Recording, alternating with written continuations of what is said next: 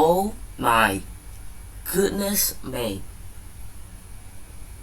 There's a reason why it took me 2 days to actually get that in me, to actually believe what I've just seen. Yeah, I mean, I'm recording this like 2 days after the game. You guys are probably seeing this 2 or 3 days after the game. And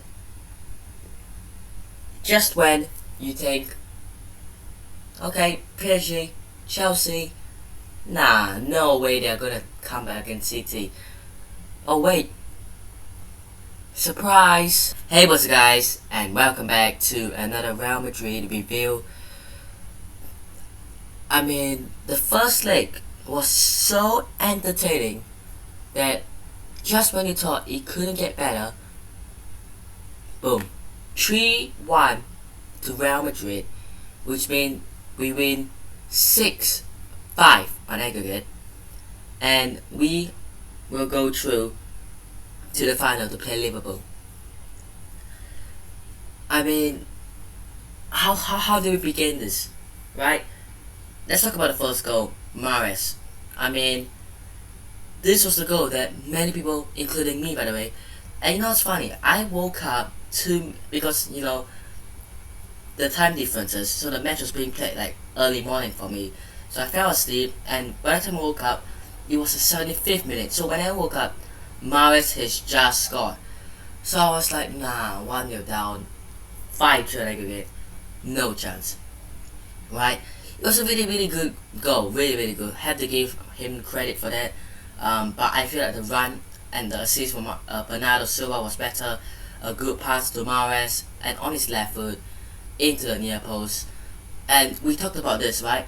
If you don't mark Riyad Mahrez, he will produce a magic, whether that's a crossing or a shot or whatever. He does it, and he will do it. And just like the first goal against City in the other leg, it's just poor defending. Mendy wasn't really know what's going on there. He went inside, between Mahrez had the space on the outside, and by the time Mendy tried to go and maybe block it, it was too late. And then 90th minute, this was where the magic began. I mean, what can I say? It was such a good ball by Camavinga into Benzema. He was onside. Cancelo played him on just about, and what a pass that was to RODRYGO that was on his left foot. And Ederson, I've got to say, at his best, he is arguably the best goalie in the world, but the fact that he didn't get to the ball first is genuinely shocking. Goalkeeping. I mean, if someone like De Gea does it, people will be going online and say, this is why De Gea isn't a good goalie. If a Courtois does it, people would say, this is why Courtois, you know, isn't the most important Real Madrid player, right? If any other goalie does it, we wouldn't be hearing much of it. And I just think, like, it's not fully his fault for that goal, or for all 3 goals. That goal was his fault. But I think people has to say something about that, and has to say that's poor goalkeeping. And that game gave us that faith. There was a 1% chance, but 99% faith.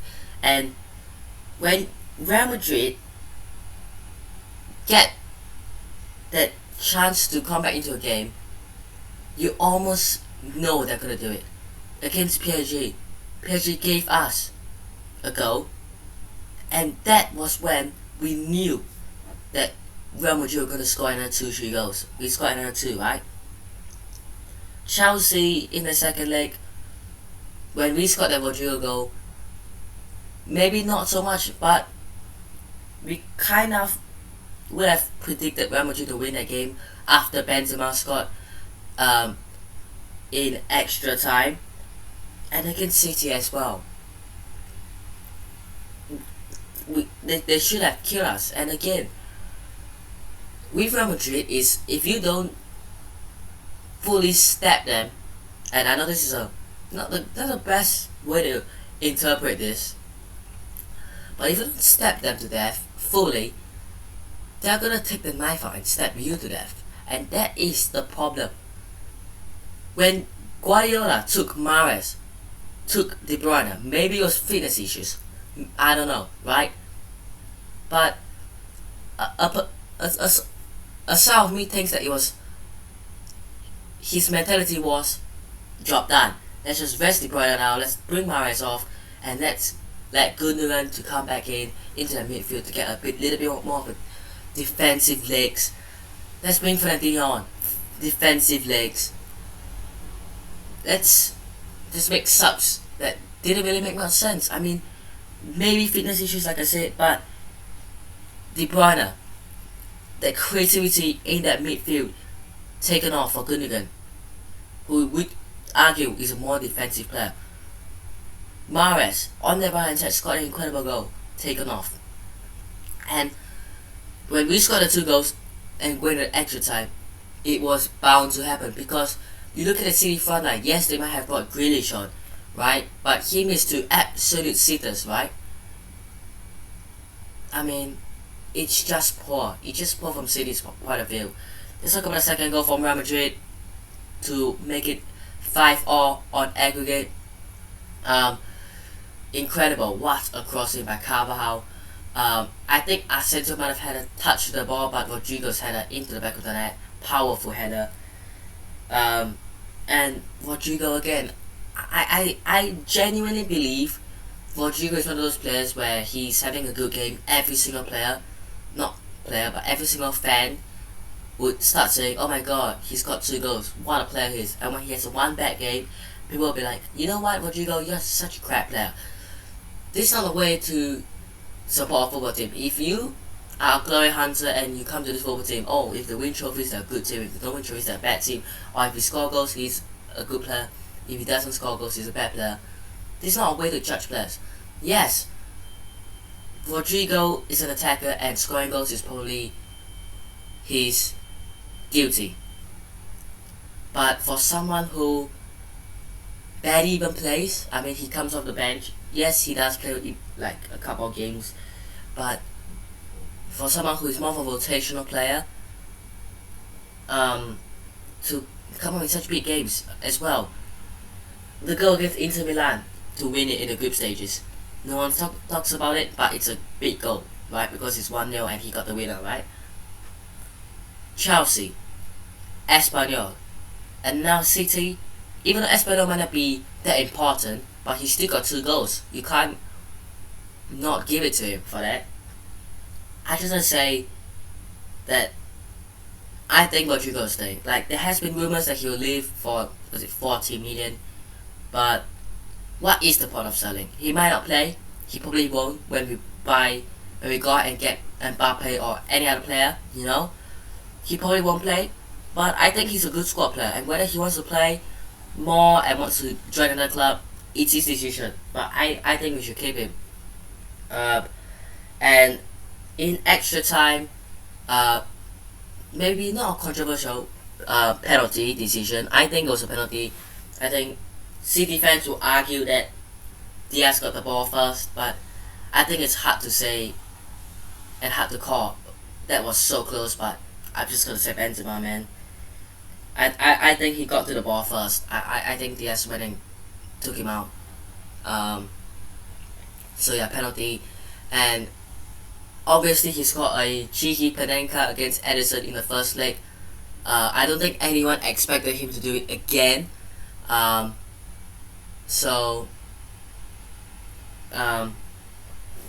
he just went bottom right. Cool as well. I mean, if I was him and I have 60,000 fans, maybe not all Real Madrid fans, but let's say 40,000 of Real Madrid fans there, and my team, my players, everyone's watching me. Probably about 60,000 plus people in that stadium, right, watching me. Myself have the pressure to either send us to the final, guaranteed, or we have to go to penalties, extra penalties. that itself is a good job. And the fact that he did the Panenka when we were losing in the first leg, and now he just coolly slots it into the bottom right in the second leg when it's 5-4 on aggregate. I think that's incredible from Benzema, and it might be a penalty, but still 43 goals this season in 43 games is an absolute ridiculous stat. If Lewandowski did that, the whole world will be talking right now. And he's not trying to compare both players and try to really find a case to argue, because I like both players. Obviously I like Benzema more because he's a Real Madrid player, but I've said before, I don't know if you guys have seen on social media, that one transfer that I wish would have happened but didn't was Lewandowski to Real Madrid. I think that if that happened, if that transfer happened, we don't know what would have happened, right? Benzema wouldn't be who he is. Lewandowski might not be who he is. So a lot of things would have been different, but that would have been one setting I would have been kind of interested to see. But I really like Lewandowski as a player, but I think if you are trying to tell me that Benzema isn't as good as Lewandowski this season, I gotta disagree with you. I gotta just take a step back and think what you're saying right there. Benzema this season has been absolutely incredible, carrying a team in all competitions. In the Liga, he's been carrying the team, and in the Champions League. And part of me says that's a good thing because we've got a man who we can rely on. The other part of me says it's a bad thing because when we don't have him, we are basically dead. So yeah, I mean, so what? A lot of people will be like, oh, it's a Benzema carrying Real Madrid team. So what? So what? I mean, yeah, and like it almost sounds like these people are salty that there's a player like Benzema carrying us, and I don't understand why.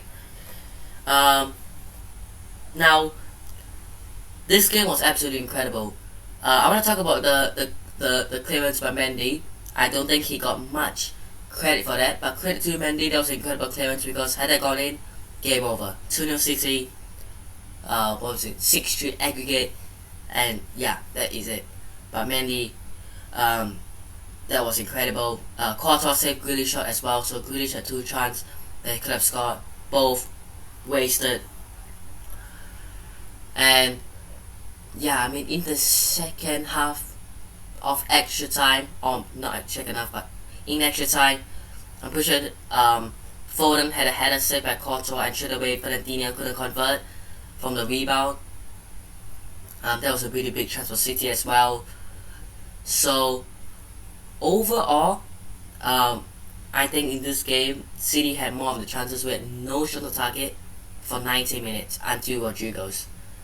So we were not really playing that well, to be honest, but some would say luck, some would say it's the mentality going to the last few minutes. Let's do this, let's get it done. And incredible from RODRYGO, by the way. 2 goals within like what, 80 seconds. And yeah, let's talk about the remaining season that we have. La Liga is over, it's done, it's confirmed that we have won it, so nothing to stress there. We have got the Madrid derby coming up. That'll be a big game, and I genuinely hope that we can win. Apparently Lunin will be playing. I'm happy with that, and we have got a couple of players out for that game. You know, Marcelo's apparently out, Ceballos. I'm pretty sure there's a few more. What am I missing? Am I missing Ceballos? Obviously Hazard's still out. I feel like I'm missing a few players that I can't think of at the moment. But a few of the players who might have played are out, so it is what it is. Probably see Mendy playing again. And La Liga nothing to play for, and then for the Champions League final against Liverpool. That will be the biggest game of the season. We say this every time, but that is the biggest game of the season, the Champions League final. And will it be a good thing? Would you rather be Real Madrid or Liverpool right now? Because Real Madrid, we've won the La Liga title, we've got another 3 weeks of rest. So we can go into the next 3 weeks and be like, okay, rest. But I hope that we don't rest as if like, okay, Benzema, you're not going to play for 3 weeks. Because that sharpness that he would have is going to be gone. Vinicius, Modric, Courtois, maybe not Courtois, but their sharpness are going to be gone. I do think they'll play against Atletico potentially, and I don't think Levante or Cadiz are going to be games where we see these guys play, and maybe Betis, but that it's like a few days before the final, so maybe not in that game, maybe in that game, who knows. Or maybe Liverpool, who they've got a big fight in the Champions League, not Champions League, yes, Champions League, but in the Premier League against Manchester City. They've got FA Cup final against Chelsea. They've got big games coming up. They could win the quadruple. Didn't they win the Carabao Cup as well? Yeah, they already did against Chelsea as well. So they've got FA Cup, Premier League, Champions League. They've got 3 big finals coming up. And if I was a Liverpool fan, I'll probably take the Champions League of all of them. So next, I think the Premier League will be a big one. Considering they've got more than just one game in the final, they've got another few games, a couple of more games, 3 to 4 games. So yeah, that game is going to be absolutely incredible as well. So yeah, let's just hope for a good final. Hopefully, the best final we have had since the 2018 one against Liverpool as well. Because think about it, right? 2019 Liverpool Spurs. I mean, that was predictable, and wasn't it 2-0? Not the most entertaining. 2020 was it Bayern PSG? Again, predictable. Again, low scoring. Was it 1-0 or 2-1 or something like that? And then last year, 2021, Manchester City Chelsea, low scoring, and maybe not predictable, but low scoring and just that one goal. I mean, I wouldn't mind like a 4-3, a 3-2. That would be incredible, wouldn't it? Whoever side wins it. I'm gonna back my side Real Madrid, obviously, but I'm sure that Liverpool fans will be like, nah. And if you think that way, fair enough. It's your own opinion, innit? But next up, Atletico Madrid in the Madrid derby. Hopefully, we can go over and get the victory. They're not gonna give us a guard of honor, but who gives a crap if they do? You know, doesn't really matter, does it? I mean, maybe for the fans, but not for me really. I mean, as a fan, it'll be funny if they did give us a guard of honor, but even if they don't, I mean, I don't care, you know. But yeah, that is good man of today's review. Hope you guys have enjoyed today's review. Hit the like button if you guys did, subscribe to the channel if you guys aren't already, and I'll see you guys in the next one. Peace.